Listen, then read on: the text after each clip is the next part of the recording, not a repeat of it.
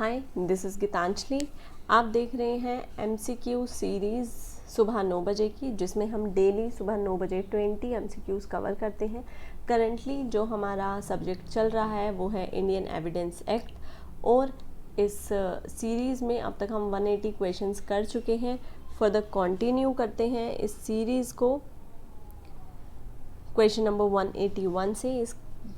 इस क्वेश्चन से स्टार्ट करने से पहले मैं आपको बताना चाहूँगी कि अगर आपकी कोई लीगल क्वेरी है, कोई हमारी लीगल सर्विसेज के बारे में जानना चाहते हैं, पेड नोट्स परचेज़ करना चाहते हैं, तो आप नीचे दी गई वेबसाइट पर या फिर नंबर पर कॉल करके पता कर सकते हैं। तो चलिए स्टार्ट करते हैं क्वेश्चन नंबर 181 से।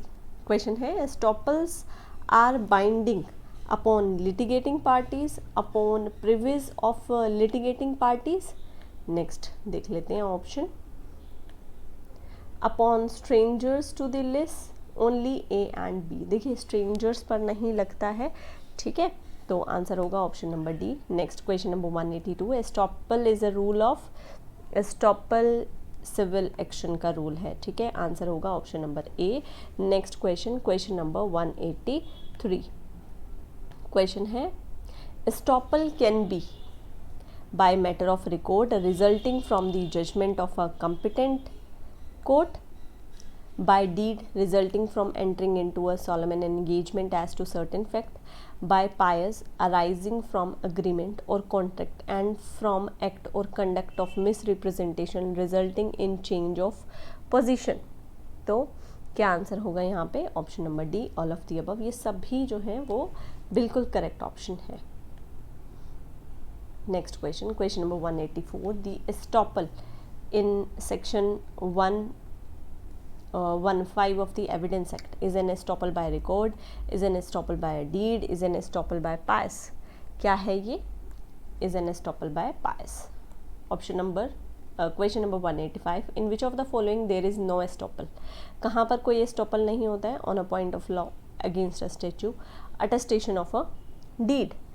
कहाँ पर कोई भी स्टैच्यू नहीं होता है? पॉइंट ऑफ लॉ पे स्टैच्यू होता है, स्टैच्यू के अगेंस्ट स्टॉपल होता है। अटेस्टेशन ऑफ अ डीड, इसके अगेंस्ट कोई स्टैच्यू नहीं होता। So answer here is option number C, ठीक है। Next question number 186, estoppel can be, estoppel किस तरीके से होता है? बाय साइलेंस, नेग्लिजेंस या फिर इलेक्शन, किसी भी तरीके से। तो आंसर होगा हमारा option number D. Next question number 187, estoppel deals with, estoppel किससे डील करता है? क्वेश्चन ऑफ फैक्ट या फिर क्वेश्चन ऑफ राइट। तो एस्टॉपल डील करता है क्वेश्चन ऑफ फैक्ट से, ठीक है, option number A is correct. Estoppel is a cause of action in itself, create a cause of action, या फिर दोनों, या फिर कोई भी नहीं। तो option number D is correct. Estoppel ना तो कॉज ऑफ एक्शन है और ना ही ये कॉज ऑफ एक्शन को क्रिएट करता है। नेक्स्ट क्वेश्चन नंबर 189 क्वेश्चन है, estoppel should be specifically pleaded. Next option, need not be specifically pleaded, may be specifically pleaded और may not be specifically pleaded. ये बिल्कुल स्पेसिफिकली प्लीड किया हुआ होना चाहिए। सो आंसर होगा यहाँ पे option number A. Next question number 190, rule of estoppel of tenants and licence of a person in position is contained in. ये कहाँ पर दिया गया है? जब तक हम ऑप्शन पर जाते हैं आप एक बार ट्राई कीजिए कि क्या आंसर होगा इसका, ठीक है। नेक्स्ट क्वेश्चन पे आते हैं। क्वेश्चन नंबर ये कहाँ पर दिया हुआ है? सेक्शन नंबर 116 में। नेक्स्ट क्वेश्चन नंबर 191 क्वेश्चन है, estoppel operates in case of tenant during the continuance of tenancy who remain in possession after the termination of tenancy by notice to quit। तो answer होगा यहाँ पे option number C, ठीक है। यानी कि एक मिनट रुकिए, यहाँ पे इन्होंने बोला 191 में estoppel operates in case of tenants during the continuance of tenancy भी एस्टॉपल लगता है। अगर वो पोजेशन में है टेनेंसी के बाद तो नोटिस टू क्विट का नोटिस देने के बाद उस पर एस्टॉपल लग जाएगा। तो नेक्स्ट क्वेश्चन है 192, under section 116 of evidence act the tenant is estopped किस चीज़ से स्टॉप होता है? From denying the title to the property of the landlord, from denying the title to the property of the actual owner. तो landlord के लिए वो deny नहीं कर सकता है, आंसर होगा option number A. Next question, question number 193, a tenant और licensee under section 116 of evidence act is stripped from denying the title of landlord during the continuance of tenancy, after the creation of tenancy or license, after the surrender of possession under the tenancy or license। तो during the continuation of tenancy वो stopped होते हैं, बाद में तो question raise कर सकते हैं, ठीक है। Next question number 194, under section 118 who among the following are competent witness? Child, accused, lunatic, तो सभी, ठीक है। 195, a person is competent to testify, कौन कम्पिटेंट होता है? If he understand the question put to him, if he able to give rational answer. तो दोनों ही करेक्ट है, आंसर होगा option number C. Next question, question number 196, a dumb person is a competent witness as provided under, कहाँ पर दिया गया है ये हमें दिया गया है सेक्शन 119 में।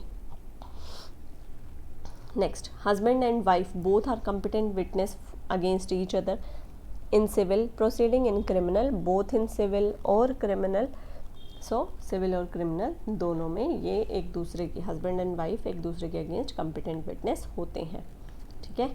नेक्स्ट आ जाते हैं क्वेश्चन नंबर 198 पर, ठीक है। क्वेश्चन है, section 121 of evidence act provides for privilege in respect of, 121 में किसकी प्रिविलेज की बात की गई है? जजेस एंड मैजिस्ट्रेट की।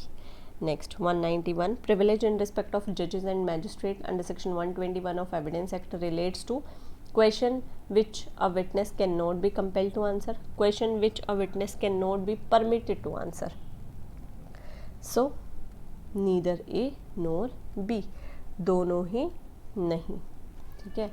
privilege मिली हुई है यहाँ पे जजेस को। Next question, question number 200, privilege under 121 of evidence act is available to an arbitrator, not available to an arbitrator, may और may not available to an arbitrator. बताइए, क्या ये आर्बिट्रेटर को मिली हुई है? यस, ये आर्बिट्रेटर को भी मिली हुई है, सो आंसर होगा ऑप्शन नंबर ए। तो यहाँ पे हमने सुबह 9 बजे 20 क्वेश्चंस को कवर कर लिया है। आई होप ये सीरीज़ आप सभी के लिए हेल्पफुल जा रही होगी। अगर आपके कोई सजेशन या ओपिनियन है तो आप मुझे कमेंट सेक्शन में बता सकते हैं, और साथ ही अगर आप हमारे पेड सर्विसेज के बारे में जानना चाहते हैं तो आप नीचे दिए गए नंबर्स पर कांटेक्ट करके इन्फॉर्मेशन ले सकते हैं। चलिए मिलते हैं कल सुबह 9 बजे।